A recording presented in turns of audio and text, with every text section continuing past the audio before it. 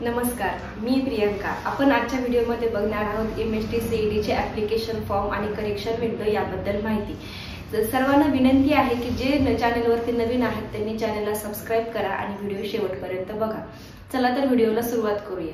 जसं की विद्यार्थ्यांना माहित आहे की MST CET चे ऍप्लिकेशन फॉर्म सुरू आहेत।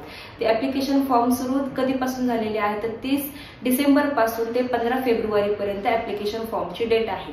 आणि जे विद्यार्थी 15 फेब्रुवारी पर्यंत ऍप्लिकेशन फॉर्म भरू शकत नाही त्यांच्यासाठी डेट एक्सटेंड करून 22 फेब्रुवारी पर्यंत केलेली आहे। म्हणजे तुम्ही एक्स्ट्रा 500 रुपये लेट फीस देऊन 22 फेब्रुवारी पर्यंत तुम्ही ऍप्लिकेशन फॉर्म भरू शकतात। आता ज्या विद्यार्थ्यांनी MST CET चे ऍप्लिकेशन फॉर्म भरलेले नाहीये त्यांनी लवकरात लवकर ऍप्लिकेशन फॉर्म भरून घ्या, कारण की तुमची आता 12th ची बोर्ड एक्झाम सुरू होत आहे। कारण की तुम्ही त्या एक्झामची तयारी करत असताना तर तुम्हाला नंतर वेळ भेटणार नाही। जर विद्यार्थी म्हणत असतील की आपण 11, 12 किंवा 13 तारखेला फॉर्म भरू शकतो तर तसं न करता तुम्ही आता तुमच्या जवळ वेळ आहे तर तुम्ही लवकरात लवकर तुमचा ऍप्लिकेशन फॉर्म भरून घ्या, म्हणजे तुम्हाला नंतर कोणत्याही प्रकारची घाई होणार नाही।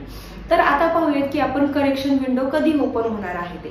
आता विद्यार्थ्यांचं काय होतं कधी कधी की ऍप्लिकेशन फॉर्म भरताना काय वेळेस काही चुकतं, म्हणजे कधी ऍड्रेस चुकतो तर कधी काही तुमचा जो सब्जेक्ट आहे तो चुकतो, तर त्याची correction window MST CET cell open करते। तर ती MST CET करेक्शन विंडो कधी ओपन करणार आहेत तर आता सर्वांना माहित आहे की जोपर्यंत ऍप्लिकेशन फॉर्मची पूर्ण प्रोसेस होत नाही तोपर्यंत करेक्शन विंडो होत नाही। आता ऍप्लिकेशन फॉर्मची प्रोसेस आपल्याला 22 फेब्रुवारी पर्यंत आहे, म्हणजे फेब्रुवारी महिन्यात तर शक्यता कमी आहे की आपले करेक्शन विंडो ओपन होईल म्हणून। आणि काही विद्यार्थ्यांना वाटतं की डेट एक्सटेंड होईल का ऍप्लिकेशन फॉर्मची, पण तसं CET सेलने कोणतंही ऑफिशियल नोटिफिकेशन जाहीर केलेलं नाहीये की डेट एक्सटेंड होईल वगैरे म्हणून। जर तसं जर CET सेलने नोटिफिकेशन जाहीर केलं तर आम्ही तुम्हाला तशी माहिती पुरवू।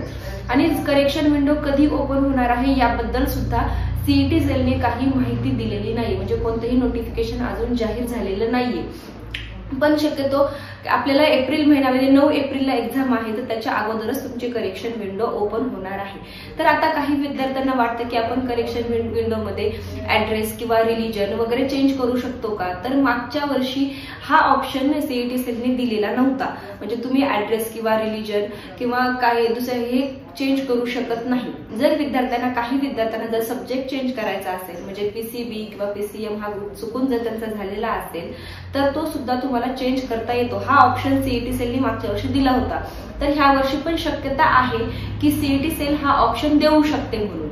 आणि आता बाकीच्या कोणतीही गोष्ट तुम्हाला चेंज करता येत नाही, म्हणजे तुम्ही जर बाकीच्या कोणत्या गोष्टी चेंज करायच्या विचारात असाल तर CET सेल हा तुम्हाला ऑप्शन देत नाही। आणि जर जे तुम्हाला विद्यार्थ्यांना वाटत असेल की डेट एक्सटेंड होईल म्हणून, पण त्याबद्दल काही अजून नोटिफिकेशन जाहीर झालेलं नाहीये, कारण की मागच्या वर्षी 7 लाख विद्यार्थ्यांनी MST CET ची एक्झाम दिलेली होती। आणि जर MST CET ने डेट एक्सटेंड केली तर जी विद्यार्थी संख्या पण वाढू शकते, म्हणजे तुमचं कॉम्पिटिशन सुद्धा खूप जास्त वाढू शकते, कारण की विद्यार्थी आता जास्त CS आणि IT ब्रांचला सगळ्यात जास्त जात आहेत आणि तुमचं जे रँक आहे तो पण हाय होण्याची शक्यता आहे। पण अजून तसं काही नोटिफिकेशन जाहीर केलेलं नाहीये CET सेलने, तर त्यामुळे विद्यार्थ्यांनी त्या गोष्टीकडे लक्ष न देता आता जोपर्यंत फॉर्मची डेट आहे तोपर्यंत विद्यार्थ्यांनी लवकरात लवकर फॉर्म भरून घ्या आणि आपल्या 12वी बोर्डची एक्झामची तयारी सुरू ठेवा।